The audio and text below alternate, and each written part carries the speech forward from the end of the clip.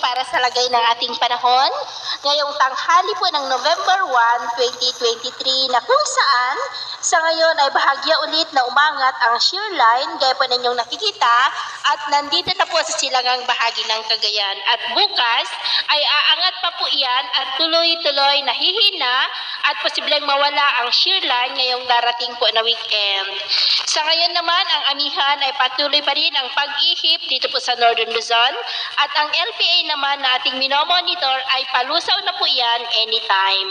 At sa ating pong long range forecast ay wala naman pong bagyo na nakikita na tatawid dito sa ating bansa for the next 5 to 7 days.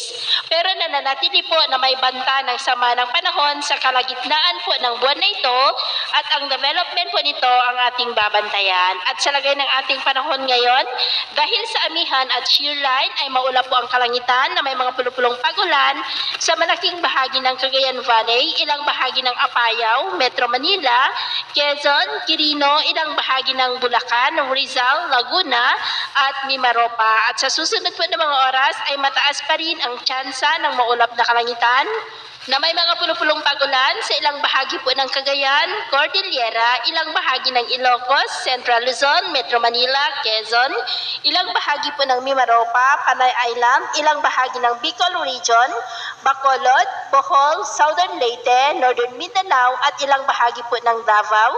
Kaya kung lalabas tayo sa ating matahanan ay ugaliin po natin lagi ang magdala ng kahit anong panangga natin sa init ng araw at proteksyon na rin po sa mga biglaang buhos ng ulan. At sa atin naman pong mga baybayin, dahil po sa amihan at shear line ay matataas na po ang mga alon sa seaboard po ng Ilocos Norte, seaboard ng Cagayan, Babuyan Islands, Batanes, Isabela hanggang dyan po sa may Polillo Island. Ang mga alon po ay posibleng aabot hanggang po sa 2 to 2.7 meters height. Iwasan po muna natin ang papalaot, lalo na po dyan sa mga may kulay pula para mas makaiwas sa mga sakunang pangkaragatan.